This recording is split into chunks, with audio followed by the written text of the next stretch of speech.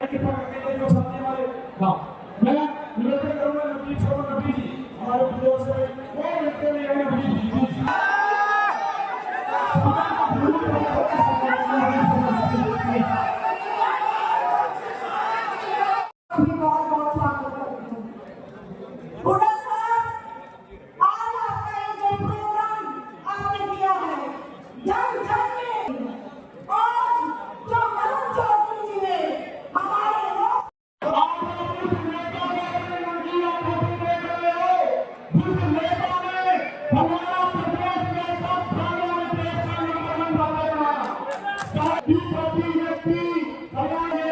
लेकिन आज 3,25,000 चुनाव में जीते हैं हमारे बीच में आदरणीय प्रधानमंत्री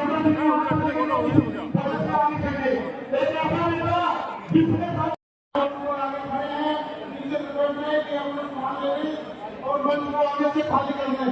प्लीज आप सभी से आप प्लीज और जो खड़े हैं अपने मंच खाली करने सम्मान कर दिया जाए, परंतु आप सभी ने दिखाया मोहब्बत का जो पैगाम दिखाया। आप सभी ने बताया कि नहीं, नफरतों को हम खत्म करना चाहते हैं और दिलों में जो मोहब्बत है वो फूलों को हम उजागर करना चाहते हैं। आज कुछ समय रह गया है, हमारे नेता हमारे बीच में पहुंचेंगे। आदरणीय वरुण चौधरी जी, जिनको आपने बड़ी मतों से पहुंचाया है, जिताया है और संसद में बैठ करके वो हमारी आवाज को यूं ही पर बुलंद करेंगे। मैं ज्यादा न कहते हुए यही कहूँ। कार्यकर्ता सम्मेलन था, जिला कार्यकर्ताओं के बीच क्या कहना चाहिए? ये संकेत है जो चुनाव का नतीजा है, ये साफ संकेत है हरियाणा के लोगों की तरफ। शकील बरादरी मन बना चुकी है कि आने वाली सरकार हरियाणा में कांग्रेस पार्टी की बनाएंगे। तो जिस प्रकार से आज अभय चौटाला भी बयान दे रहे हैं कि भाजपा के एजेंट हैं, कई तरह के बयानबाजी विधानसभा को लेके भाजपा और इनेलो करती नजर आ रही है। सभा में किसने वोट दी थी जी, ये जयप्रकाश अच्छा होगा अभय चौटाला जी अपना जो पार्टी है उसको संभाल लें। कहाँ से कहाँ हुए, कहाँ धरातल में पहुंचे हुए।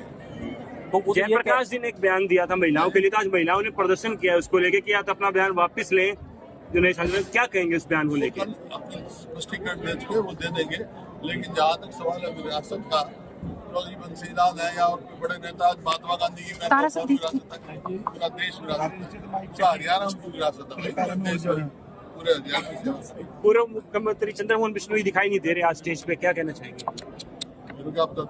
सर, आपका आरोप है कि सरकार अल्पमत में है, जबकि सरकार कह रही है कि वो अल्पमत में नहीं है। तो क्या सरकार का, आपका कहना है कि सरकार अल्पमत में है, पर सरकार कह रही है कि वो बिल्कुल सुरक्षित है, उस पर क्या कहना चाहेंगे? कैसे अल्पमत में है, नंबर बताते हैं। तो मैं तो यही कह रहे हैं ना, अल्पमत में सरकार है, इसको तुरंत इस्तीफा दे देना चाहिए। नैतिक अधिकार कोई नहीं सरकार का, और नहीं देते तो गवर्नर साहब का आग्रह किया डिसॉल्व कर दें। वैसे इलेक्शन काल है, तो लोग बनाने चाहिए। आने वाले विधानसभा चुनाव में क्या स्थिति रहेगी कांग्रेस की, कैसे देखते हैं इसको? विधानसभा में, लोकसभा में 10 सीट है हमारी, तो 10 में 5 हो गई। बीजेपी हाफ होगी ना, विधानसभा में साफ हो जाएगी। ठीक, और ये जीत आपको मिली। इस जीत के कारण पहली बार 10 सालों में ऐसा हुआ कि देश के प्रधानमंत्री जी संविधान के आगे झुके। ये आपके कारण संभव हो पाया।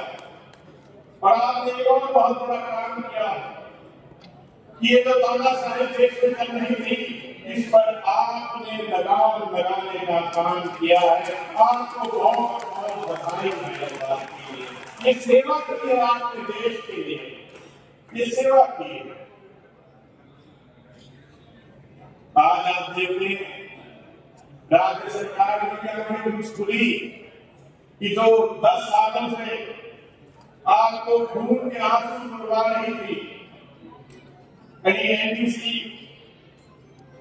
कहीं जो है जगह जगह आपकी प्रॉपर्टी आएगी, आपको करते रहता। सड़कें आपकी टूटी रही, रिपेयर नहीं हुई, और रिपेयर हुई तो कब्जे भी नहीं,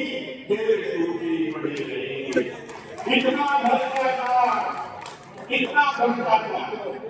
और आप क्या कहते हैं, आपकी वोट की चोट जब चली तो अब कहते हैं हाँ प्रॉपर्टी आईडी में कमियां हैं।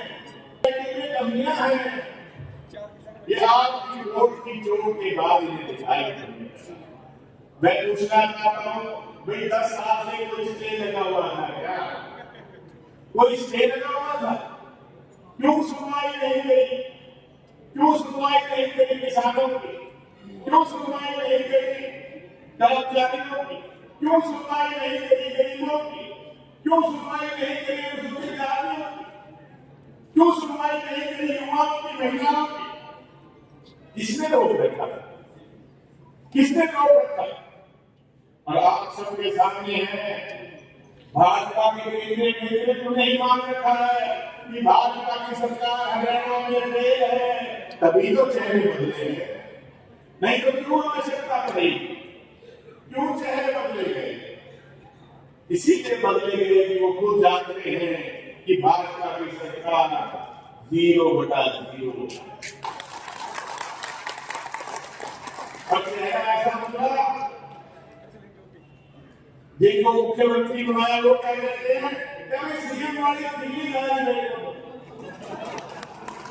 शर्म आनी चाहिए, बड़े पद पर बैठे हैं। और एक हमारे पूर्व मुख्यमंत्री 10 साल मुख्यमंत्री रहे, सेवा में लीन रहे, कभी ने इनकार नहीं किया, कभी किसी से ऊंची आवाज में बात नहीं की, सबका मान सम्मान किया।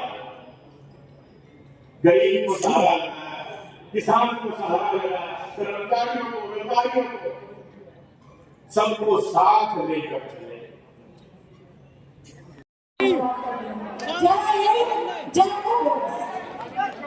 धन्यवाद नवीन पाटिल जी, आपने जो सही भाषण के साथ हमारे कार्यकर्ताओं को जोर शोर के लिए आपका बहुत बहुत धन्यवाद।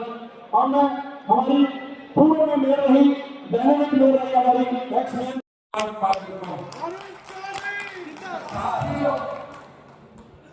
जब चुनाव लोकसभा का हो रहा था, जो भाजपा दम धर रही थी 10 की 10 सीटें जीतने का, और इस बार जिस तरह से उन्होंने संविधान के साथ खिलवाड़ करने का प्रयास किया, जिस तरह से तानाशाही रवैया अपनाते हुए अहंकार की भाषा बोली, और जनता ने उसका करारा जवाब दिया। यहाँ पर पिछली लोकसभा के चुनाव में कांग्रेस का मत प्रतिशत केवल 28% था, और इस बार हरियाणा प्रदेश कांग्रेस का मत प्रतिशत सारे हिंदुस्तान के पूरे कंट्री के अंदर सबसे अधिक 47.6% मत प्रतिशत बन गया। यानी पहले से 19.5% हमारा वोट बढ़ा है, और भारतीय जनता पार्टी का 11.5% वोट घटा। हम 0 से 5 पर पहुंचे हैं, लेकिन 3 सीटों बहुत कम छोटे मार्जिन से हारे हैं। हम जहां पहले 10 विधानसभा में हमने लीड की थी, इस बार हमने 26 विधानसभा में लीड की है, और जहां भारतीय जनता पार्टी ने 79 विधानसभा में लीड थी, वो आज 44 विधानसभा में लीड हुई है। जब वो 79 विधानसभा में लीड हुई थी, तो उन्होंने कहा सारे मीडिया चैनल ने बढ़ करके हिस्सा लेकर के 75 बार का नारा दिया। 3 दिन पहले ओपीएम पोल दिखाया उसने, भारतीय जनता पार्टी को 78 से 83 सीटें दिखा दी, और कांग्रेस को 3 से 5। लेकिन हरियाणा प्रदेश की जनता ने उस समय भी इनको करारा जवाब देते हुए, जब 79 में बढ़ती 75 बार की नारे की बात कर रहे थे, 78 से 83 सीटें की बात कर रहे थे, इनको 40 सीटों को समेट करके रख दिया। और कांग्रेस पार्टी 10 से बढ़कर के 31 सीटों पर पहुंची थी। मैं आपसे अनुरोध करना चाहूंगा कि जो केंद्र की सरकार ने, नरेंद्र मोदी जी की सरकार ने इस देश के वासियों के साथ जो छल किया, जो झूठ बोला, जो फर्क किया, जो जुमलेबाजी की, उसकी अगर आवश्यकता पूरी तरह से पोल खोलने की इस चुनाव में तो पोल खोलिए,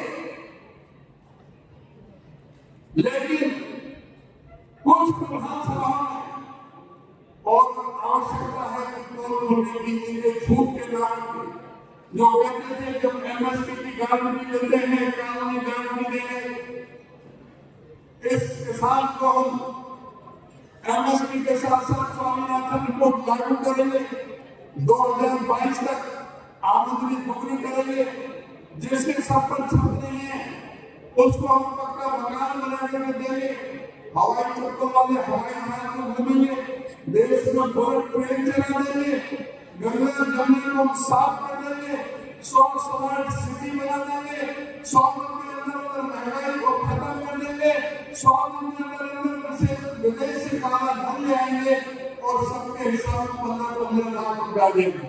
डीजल 30 रुपए में, पेट्रोल 35 रुपए में दे देंगे और गैस का सिलेंडर 250-300 रुपए में दे देंगे। इन जोड़ेबाजों लोगों को हमारे देश की जनता को पकड़ने का काम किया, काम कुछ नहीं किया, सिर्फ जोड़े झूठ बोलने का काम किया।